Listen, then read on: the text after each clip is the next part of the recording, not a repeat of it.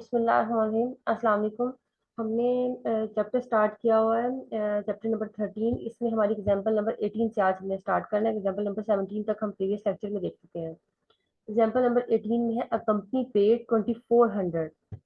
Company है जिसने कि 2400 जो पे किए, 2400 पे किए फॉर हीट एंड पावर, यानी कि हीट और पावर दोनों के लिए उसने जो पे किए वो 2400 थे, यानी कि टोटल अमाउंट उसने जो पे की। If cost of heat was 400, यानी कि वो कह रहे हैं जो हीट की कॉस्ट है अगर वो 400 लेस हो जाए। लेस का मतलब क्या है, कोई चीज माइनस हो रही है, ठीक है। 400 लेस यानी कि आपका 400 माइनस हो रहा होगा किसी चीज में से। अब वो क्या है देखते हैं। 400 less 3 times the cost of power, यानी कि जो कॉस्ट ऑफ पावर है उसके 3 टाइम्स में से कि माइनस हो रहा है आपका। यानी कि मैं कहती हूँ जैसे कि let's suppose cost of power हमारे पास एक्स है, तो उसके 3x में से आपका 400 माइनस होगा, ठीक है। जो आपकी स्टेटमेंट है उसको पढ़ के आपने अपने जो है उसमें इक्वेशन में बनाना होता है। How much the cost of heat, आपने बताना है हीट की कितनी कॉस्ट उनको पे करना पड़ी, ठीक है। सबसे पहले हमने देखा टोटल कितनी कॉस्ट थी दोनों की, और उसके बाद हमने देखा कि कॉस्ट ऑफ हीट 400 कम है कॉस्ट ऑफ पावर से, कॉस्ट ऑफ पावर के 3 टाइम से। और हमने कॉस्ट ऑफ हीट बतानी है यहाँ पे इनको, ठीक है। अभी हमने सारी चीजों को देख लिया ब्रीफली से। आप स्टार्ट करते हैं। सबसे पहले तो हमने कॉस्ट ऑफ पावर को लेट किया एक्स, ठीक है। अकॉर्डिंग टू स्टेटमेंट या गिवन कंडीशंस हमने कह दिया कि हमारे पास है द कॉस्ट ऑफ पावर। सबसे पहले हमने ये कहा, जो उन्होंने 3 टाइम्स कह दिया ना, इसका मतलब ये हमारे पास अननोन है, तो हमने कॉस्ट ऑफ पावर कहा cost of power is equal to x, ठीक है, वो हो गया। अब अकॉर्डिंग टू गिवन कंडीशन, जो हमें कंडीशन में उन्होंने बताया है the cost of heat, cost of heat क्या है, उन्होंने कहा है 3x 3 times less less than 400, मतलब इस तरह से आ जाएगा 3x माइनस 400 हमने लिख दिया cost of heat. Cost of power x था और कॉस्ट ऑफ हीट क्या हो गया 3 टाइम्स ऑफ एक्स माइनस 400, ये हो जाएगा, ठीक है। यहाँ से देखिए ये लाइन जो है, ये जो लाइन लिखी हुई है लास्ट में 400 less 3 times cost of power, यहाँ से हमने इसको लिखा है, ये बन जाएगी हमारे पास 3x माइनस 400। अब हमारे पास कॉस्ट ऑफ पावर भी आ चुकी है, कॉस्ट ऑफ हीट भी आ चुकी है, इन दोनों को हम ऐड करेंगे और वो 2400 बन जाएगा हमारे पास, ठीक है।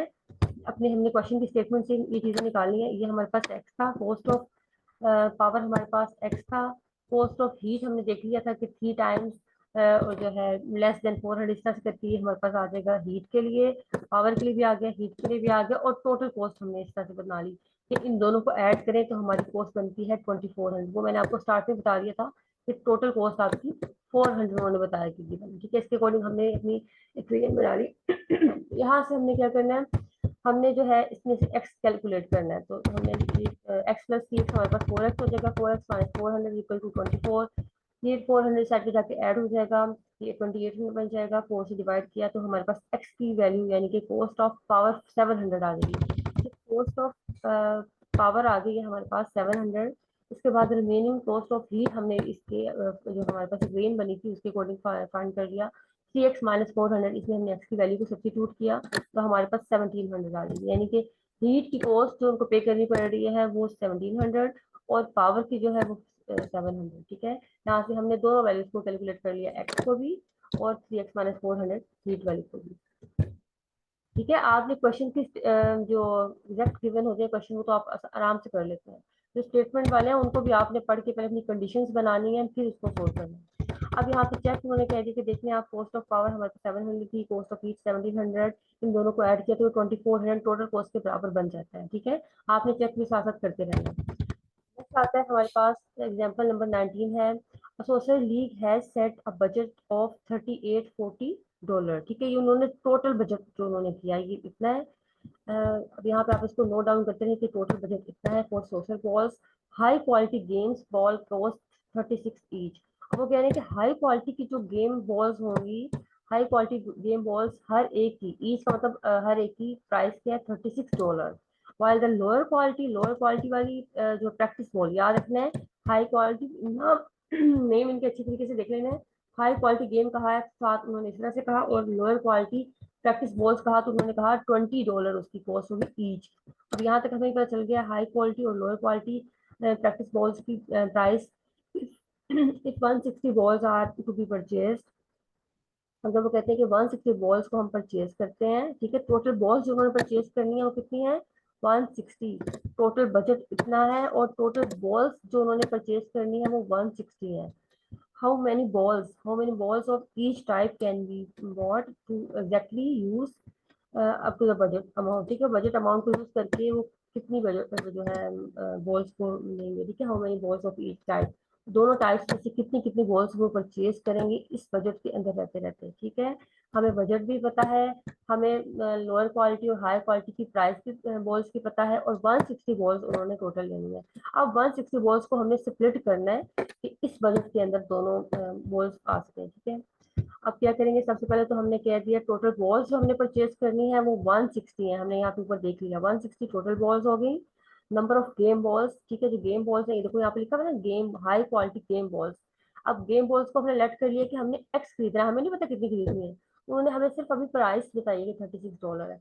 हमने कह दिया नंबर ऑफ गेम बॉल्स हमारे पास एक्स हो जाएंगी, और नंबर ऑफ प्रैक्टिस बॉल्स हमारे पास, यानी कि टोटल में से हमने एक्स को माइनस कर दिया, 160 माइनस एक्स हो जाएगा। चीजें आपने नोट डाउन करती रहना है, ठीक है। ये जो आपकी क्वेश्चन में चीजें गिवन है उन्हीं को यहाँ पे लिखा हुआ है। 160 टोटल बॉल्स हैं, गेम बॉल्स एक्स हैं, और प्रैक्टिस बॉल्स टोटल में से हमने एक्स को माइनस कर दिया तो हमारे पास रिमेनिंग प्रैक्टिस बॉल्स आ जाएंगी। अब प्राइस है हमारे पास गेम बॉल की $36, और एक्स अगर हमारे पास, लेट्स सपोज हम एक्स खरीद रहे हैं ना, एक्स गेम बॉल्स जो हम खरीद रहे हैं उनकी प्राइस क्या हो जाएगी $36, और 7x आ जाएगा। प्रैक्टिस बॉल हमारे पास $20 की है, लेकिन हमने तो पता है ना आपको 160 माइनस एक्स खरीदनी है, तो हमारे पास 20 × 160 - x इस तरह से आ जाएगा हमारे पास ये, ठीक है। चीजों को आपने सीक्वेंस में लेके चलना है, पहले हमने टोटल बॉल्स बताई कि कितनी जो गेम बॉल्स हैं, कितनी हमारे पास प्रैक्टिस बॉल्स हैं, इन दोनों का रिलेशन बनाया। फिर उसके बाद हमने देखा कि हमें एक क्वेश्चन में गिवन था कि गेम बॉल की प्राइस क्या है और प्रैक्टिस बॉल की प्राइस क्या है, उन दोनों बॉल्स की प्राइसेस लिखी। फिर हमने कह दिया अगर हम एक्स बॉल्स परचेज करते हैं तो उनकी प्राइस 36x हो जाएगी, और अगर हम जो है प्रैक्टिस बॉल्स खरीदते हैं तो उनकी प्राइस और साथ में जो कितनी खरीदनी है वो आ जाएगा, ठीक है। अब आता है टोटल बजट, आपको पता है उन्होंने बता दिया 3840 के अंडर अंडर आपने इसमें खरीदना है। हमने जो है अपनी कंडीशन के मुताबिक यहाँ पे पुट कर दिया कि 36x का मतलब हमें एक्स नोन नहीं है, 36x रख दिया प्लस 20 जो सेकंड हमारे हमने बनाया था 2160 माइनस एक्स रख दिया, ठीक है। इस तरह से दोनों को ऐड करके हमारे पास 3840 बन जाएगा। अब आता है इसके बाद हमारे पास यहाँ से हमने 36x प्लस 20 इंटू ये हमारी इक्वेशन बन जाएगी। जब इसको फिर हम ओपन कर लेंगे 20 को अंदर जो है अंदर मल्टीप्लाई करके, फिर इसके बाद यहाँ से हमारे पास ये इस तरह से आ जाएगा, और 16x यहाँ पे रह जाएगा, और यहाँ पे दोनों वैल्यूज को माइनस करके x की वैल्यू कैलकुलेट होकर आ गई, यानी कि x जो है हमारे पास गेम बॉल्स को हम खरीदेंगे 40, ठीक है, 40। Hence the number of game balls x equal to 40 and the number of practice balls 160 minus x हमने किया 160 में से माइनस किया 40 को तो 120, ठीक है। इनकी प्राइस कम है तो इसलिए हमारे पास प्रैक्टिस बॉल्स को हम ज्यादा खरीद रहे हैं। अब यहाँ से हम चेक करते हैं अपने आंसर को कि आंसर हमारा सही है या नहीं। हमने किया 40 + 120 ये 160 बन जाएगा,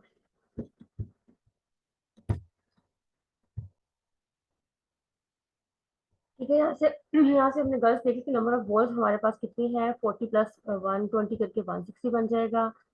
36 को 40 के साथ मल्टीप्लाई करें तो 1440 बन जाता है इनकी price. Price of game balls, price of practice balls हमारे पास 20 × 120 करके 2400 बन जाएगा। इस तरह से हमने इन दोनों को जो है ऐड करके देखा तो ये $3840 ही टोटल प्राइस बन रही थी। टोटल जो बॉल्स है वो भी 160 बन रही है, टोटल प्राइस जो है वो भी $3840 बन रही है, ठीक है। तो इस तरह से हमने चेकलिस्ट के थ्रू अपना चेक कर लिया। नेक्स्ट एग्जाम्पल पर आते हैं हम। एग्जाम्पल आपको बार बार बताती हूँ कि एग्जाम्पल ज्यादा इंपॉर्टेंट होते हैं आपके, अक्सर जो है पास्ट पेपर्स में आप देखें तो एग्जाम्पल्स रिपीट हुए हैं बार बार। अच्छा जब यहाँ पे देखते हैं एग्जाम्पल नंबर 20 है, व्हाट आर द डायमेंशंस।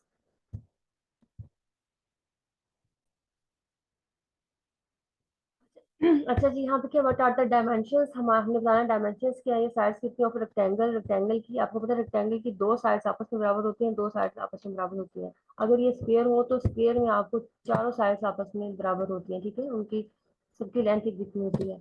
लेकिन रेक्टेंगल में two two two two sides बराबर होते हैं आपस में।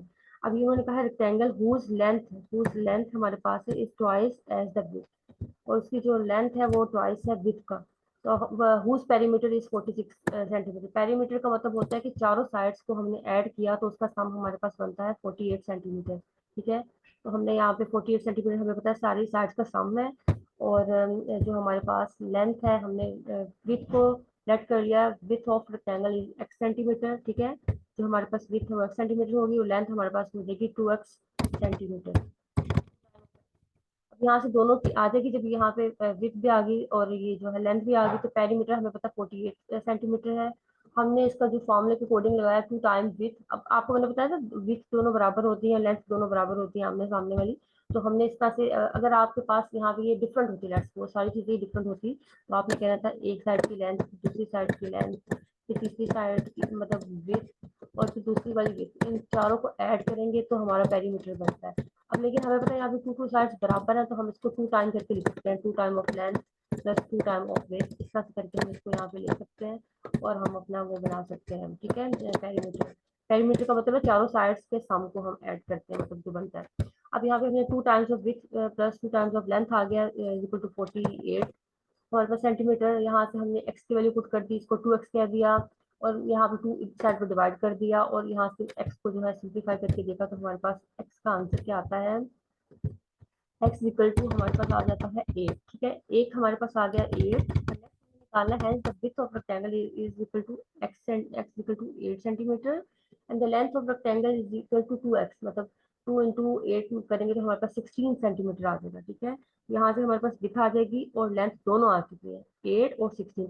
अब हम चेक में करते हैं कि हम अपने पेरीमीटर को देखते हैं, पेरीमीटर में हमने सारी वैल्यूज को सब्स्टिट्यूट कर दिया, 2 इंटू 8 प्लस 16 इक्वल टू 48। अब यहाँ पे इन दोनों को ऐड किया, 24 को 2 से मल्टीप्लाई किया तो 48 इक्वल टू 48, यानी कि left hand side right hand side के बराबर हो जाएगा। इसका मतलब है कि हमारी लेंथ और विड्थ का जो आंसर आया है वो सही है। नेक्स्ट एग्जांपल है हमारे पास एग्जांपल नंबर 21। इस एक्सरसाइज में एग्जांपल्स ज्यादा है, एक्सरसाइज के क्वेश्चंस कम है इस वाले क्वेश्चन में। A chemist wishes to prepare 100 litre, ठीक है, केमिस्ट है वो 100 लीटर प्रिपेयर करता है, ठीक है, 100 लीटर उसको मतलब वो विश है उसकी को प्रिपेयर करे, 45% प्योरिटी, ठीक है, 45% उसके पास है purity of sulphuric acid. He has 2 kinds of acid solution, उसके पास दो एसिड सॉल्यूशन है स्टॉक में, 55%, one is 55% pure and other is 30%, ठीक है, प्योर, ठीक है, एक हमारे पास 55% प्योर है, दूसरा 30% प्योर है, और उसने टोटल जो करना है वो 45% प्योरिटी ऑफ सल्फ्यूरिक एसिड करना है।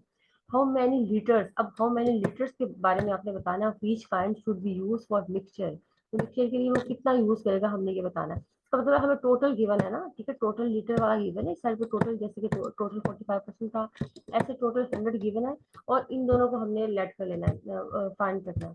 तो पहले वाले को हमने कह दिया लेट्स, ये हमारे पास x हो जाएगा, पहले वाला जो 55% था प्योर, और दूसरा हमारे पास 100 माइनस एक्स करके हम कह लेंगे कि टोटल 100 है ना, 100 में से ये वाला फर्स्ट वाला निकाले तो फिर 100 माइनस एक्स बनता है ना सेकंड वाले के लिए, तो इसने अकॉर्डिंग टू कंडीशन ये लगा लिया।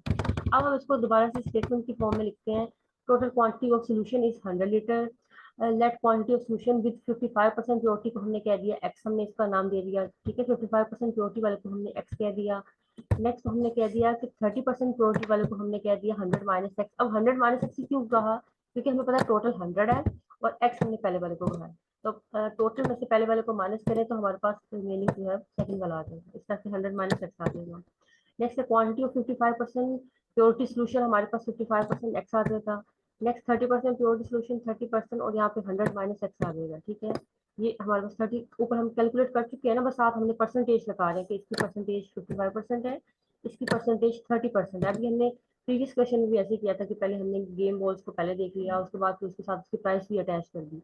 सिमिलरली यहाँ पे भी हमने ऐसे किया कि पहले तो हमने इनकी क्वांटिटी को देखा, मतलब कितने लीटर है इतने, उसके बाद फिर हमने क्वांटिटी के साथ एसिड जो है वो भी साथ प्योरिटी भी शामिल कर दी, दोनों हमने इस तरह से बना ली।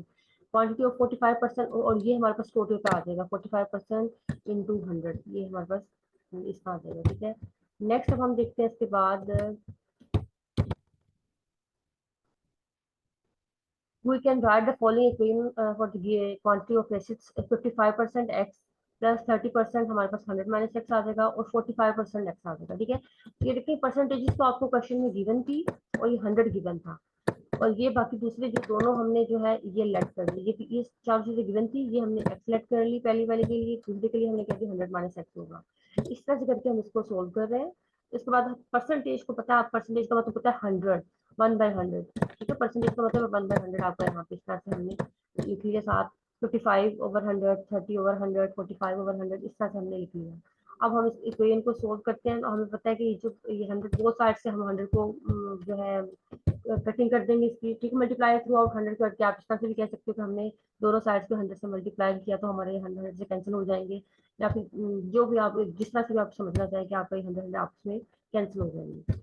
जब इसके बाद आता है यहाँ पर नेक्स्ट, ये इक्वेशन बन जाएगी हमारे पास 55x प्लस 30 100 माइनस एक्स। अभी हमारी इक्वेशन बिल्कुल जो प्रीवियस हमने अभी बनाई थी उसकी तरह से बन गई है। हमने इसको सोल्व किया, 55x 30x में से माइनस कर दिया तो 25x बन जाएगा। 3000 को इधर लाकर हमने माइनस कर दिया क्योंकि प्लस वाला था, जाके माइनस हो जाएगा। 25x इक्वल टू 1500, यहाँ से x की वैल्यू हमारे पास आ जाएगी 60, ठीक है। x हमारे पास 60 आ गया। अगला है हमारे पास नेक्स्ट, उन्होंने बता दिया x आ चुका है, तो हमने कह दिया hence quantity of 55% AC solution is equal to x 60 litre, ठीक है।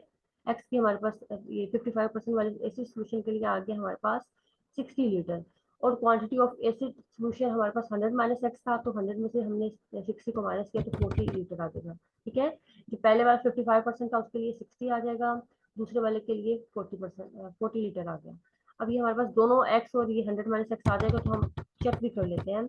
55% इसी सोल्यूशन हमारे पास 60 था, 30% हमारे पास 40 था, दोनों को ऐड करो 100, और 100 ही हमने क्वेश्चन में कहा हुआ था कि बनाना, ठीक है। एक ये जो स्टेटमेंट वाले क्वेश्चन है इनको अच्छे तरीके से आपने देख लेना, ये मतलब ज्यादातर आते हैं यही आपके क्वेश्चन आप देखेंगे तो। नेक्स्ट लास्ट एग्जांपल है आपके पास, the material cost of a product is 4 less. 4 less का मतलब क्या है कि आपका ये माइनस हो रहा है, 4 कम हो रहा है। ट्वाइस का मतलब है 2 टाइम ऑफ एक्स कोई चीज हो, 2 टाइम कोई। कॉस्ट ऑफ डायरेक्ट लेबर में से आपका जो है ये 2x माइनस 4 लेस हो रहा है, यानी कि direct labour, and the overhead is 5/8 of the direct labour cost, ठीक है। अब ये भी डायरेक्ट लेबर कॉस्ट में से 5/6 आपका एक तरह से यहाँ पे लिखा जाएगा। हमने लेबर कॉस्ट को एक्स कह लेंगे और उसमें से फिर कह देंगे कि हमारा ये वाला मटेरियल कॉस्ट ये था, ओवरहेड कॉस्ट ये थी, और इफ द टोटल कॉस्ट हमारे पास 1570 है, ये हमारे पास टोटल कॉस्ट आ जाएगी। ये हमने देखी मटेरियल कॉस्ट, ये हमने देखी ओवरहेड कॉस्ट, और ये हमने लेबर कॉस्ट को लेट किया, ठीक है। आगे determine the amount of each elements of cost, हमने तीनों एलिमेंट्स को बताना है कॉस्ट के, ठीक है। मटेरियल कॉस्ट भी बताएंगे जो 2x माइनस 4 होगी, ओवरहेड भी बताएंगे 5/x होगी, लेबर कॉस्ट भी बताएंगे वो हमारे पास एक्स होगी, ठीक है। उसको हमने लेट करना है, और टोटल हमारे पास 1570 होगा। हमने पहले क्वेश्चन की स्टेटमेंट को देखा, स्प्लिट किया उनमें से चीजों को, अब हम यहाँ पे अपने सोल्यूशन पे आके उनको let the cost of direct labour, हमने कह दिया डायरेक्ट लेबर की कोडिंग की सारी चीजें कहा होगा ना, हमने वो कह दिया एक्स है। मटीरियल कॉस्ट हमारे पास 2x माइनस 4 हो जाएगी, ओवरहेड कॉस्ट 5/6 एक्स हो जाएगी। अब टोटल कॉस्ट इक्वल टू 1570 है। टोटल कॉस्ट में हमने तीनों की कॉस्ट को ऐड कर देना, x plus 2x minus 4 plus 5/6, ये तीनों को हमने ऐड कर दिया, और ये हमारे पास 1570 बन जाएगी, ठीक है। तीनों कॉस्ट को ऐड करके 1570, यहाँ से हमने जो है इस तरह से जो हमारे पास कांस्टेंट थे उनको इस साइड पर ले आए, और एक्स वाली टर्म्स को आपस में रीअरेंज करके एलसीएम लेकर हमारे पास सिंप्लीफाई करके इस तरह से ये देखें आ जाएगा। 23/6x इज इक्वल टू 1574, इस 6 को जरा मल्टीप्लाई कर दिया 23x, और 23x को डिवाइड करके हमारे पास x की वैल्यू आ जाएगी 410.60, ठीक है। तो ये x हमारे पास आ जाएगा 410.60। डायरेक्ट जो लेबर कॉस्ट है वो हमारे पास 410.60 है, hence direct labour cost is 410.60। Material cost हमने एक्स की जगह पे वैल्यू पुट की तो 817.20, एंड ओवरहेड कॉस्ट 5/6x था, तो हमारे पास 5/6 के साथ एक्स वैल्यू पुट कर, ठीक है। और चेक में हमने चेक कर लेंगे दोबारा से कि हमारे पास डायरेक्ट लेबर कॉस्ट 410 है, मटेरियल कॉस्ट 817 है, ओवरहेड कॉस्ट 342 है, टोटल कॉस्ट हमारे पास 1570 बन जाती है अप्रोक्सीमेटली, ठीक है। अब आप यहाँ पे देखिए तो आपने क्या पहले तो क्वेश्चन को स्टेटमेंट को पढ़ा, स्टेटमेंट से देखा कि जो चीज हमारे पास अननोन थी और जिसके अकॉर्डिंग जो हमें कंडीशंस गिवन थी उनको लिखा, और फिर पूरी इक्वेशन बना ली, और फिर पूरी इक्वेशन से हमने एक्स को सोल्व करना है, एक्स की वैल्यू निकालनी है, ठीक है। इक्वेशंस वाले जो क्वेश्चन है आसान है, मुश्किल नहीं है, बस आपने इसको ध्यान से समझना। अच्छा जी, अब हम आते हैं अपनी जो एक्सरसाइज की तरफ। एक्सरसाइज में हमने क्वेश्चन नंबर 8 तक आई थिंक कर लिया था, ये चलो 8 वाले से स्टार्ट कर लेते हैं। A stereo set was sold as sale for 5760। अब उन्होंने कहा कि इसकी एक स्टीरियो सेट है जिसको हमने सेल किया 5760 में, इसकी टोटल प्राइस ये जो हमने सेल की। डिटरमाइन रेगुलर प्राइस, हमने इसकी रेगुलर प्राइस बतानी है, इसको हम लेट कर लेंगे x let's suppose of a set if the price of the set had been reduce, reduce का मतलब क्या होता है, कम हो रही है कोई चीज, 1/3x आ जाएगा यहाँ पे, कोई चीज 1/3 टाइम एक्स कम होती है। अब ये हमने बताया कि ये हमारे पास ओरिजिनल प्राइस थी, इसमें से 1/3x को कम करेंगे और ये टोटल प्राइस बन जाएगी इसमें से। तो हमने अपनी क्वेन बनाई, सबसे पहले हमने कह दिया let the regular original regular selling price, उसके बाद हमने कह दिया सेट जो सेल हुआ और अकॉर्डिंग टू कंडीशन एक्स और उसमें से रिड्यूस 1/3x और ये हमारे पास 5760 बन जाएगा।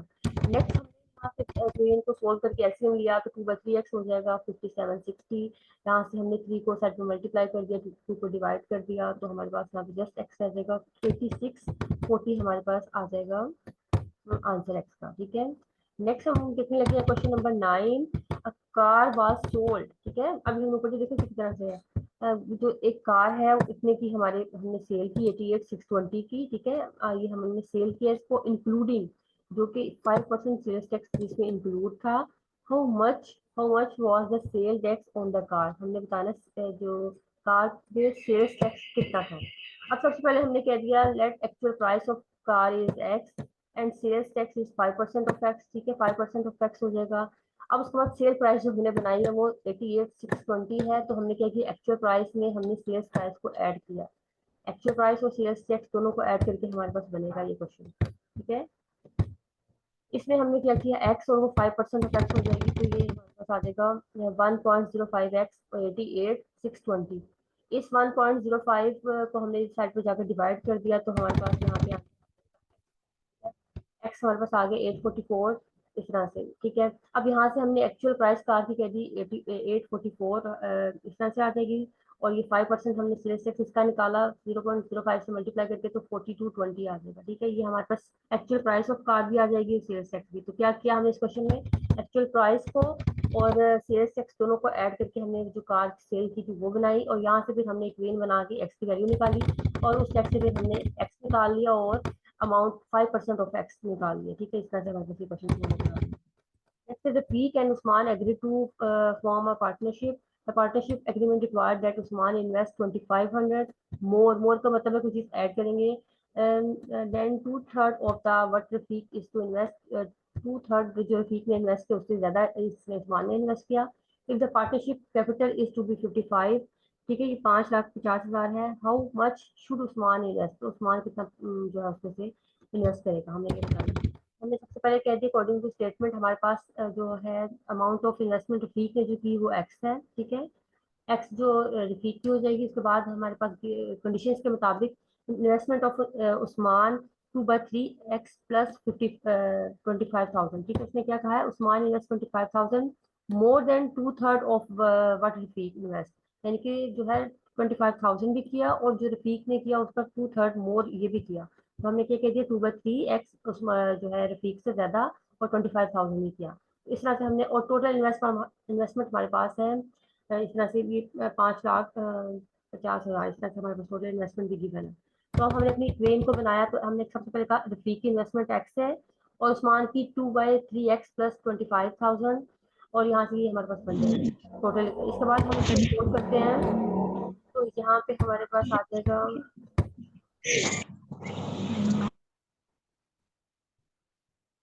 एलसीएम लिया तो 5/3x इक्वल टू 55 जो है 5,50,000 माइनस 25,000, इसमें से माइनस करके हमारे पास ये आ जाएगा। यहाँ से हमने एक्स की वैल्यू कैलकुलेट कर ली और उस एक्स की वैल्यू को फिर उसके बाद जो है इन्वेस्टमेंट ऑफ उस्मान, ये तो हमारे पास आ जाएगी रफीक की इन्वेस्टमेंट।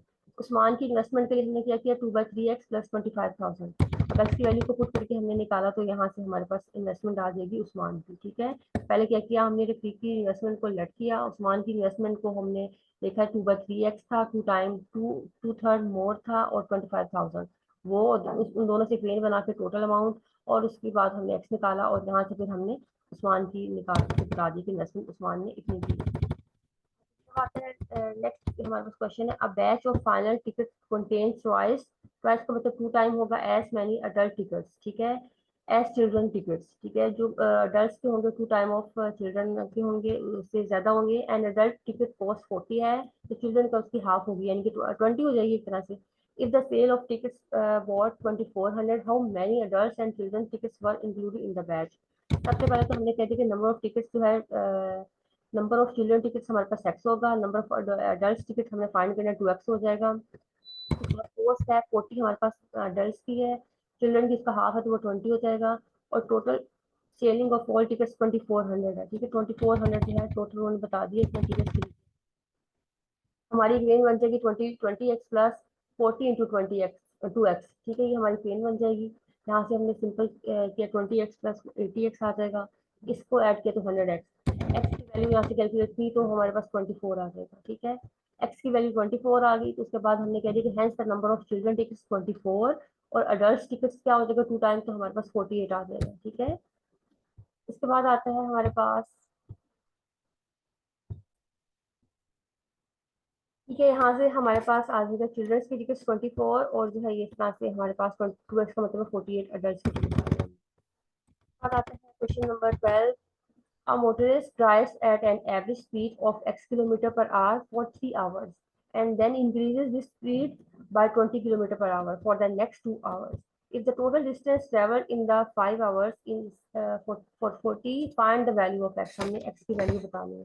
सबसे पहले तो हमने कह दिया द एवरेज स्पीड हमारे पास उसकी है x किलोमीटर, ठीक है। हमने यहाँ पे कह दिया x किलोमीटर है उसकी, और डिस्टेंस उसने कवर किया फर्स्ट 3 आवर्स में 3x किलोमीटर, ठीक है। 3 घंटे पहले उसने 3x किलोमीटर सफर को किया। पहले हमने कह दिया x है, x स्पीड है और 3x उसने डिस्टेंस कवर किया। अब हम कहते हैं बाय अकॉर्डिंग टू स्टेटमेंट क्या है हमारे पास, the average speed of motorist for the next 2 hours x plus 20 हो जाएगा, ठीक है। यहाँ पे उन्होंने बताया ना कि उसके बाद क्या हो जाएगा, उसने इंक्रीज की स्पीड 20, इंक्रीज का मतलब है कोई चीज ऐड करेंगे, तो हमने 20 को ऐड कर लिया, अपनी जो ट्रेन एक्स बनाई थी एक्स प्लस 20 किलोमीटर कह दिया। और डिस्टेंस ट्रेवल कितना हुआ 2 आवर्स में, 2 घंटे टाइम साथ लगा दिया, एक्स प्लस 20 किलोमीटर हो जाएगा, ठीक है। जो आपकी क्वेश्चन में चीजें गिवन है उन्हीं को हम लिख रहे हैं। If the total distance travel 5 kilometre है, अब हमें टोटल जो ट्रेवल किया उसका 44 किलोमीटर का डिस्टेंस था और 5 घंटे के मुताबिक। हमने इस तरह से देख लिया कि अब यहाँ पे ये 3 घंटे आ गए, 2 घंटे, दोनों को मिला के 5 घंटे बन जाते हैं ना।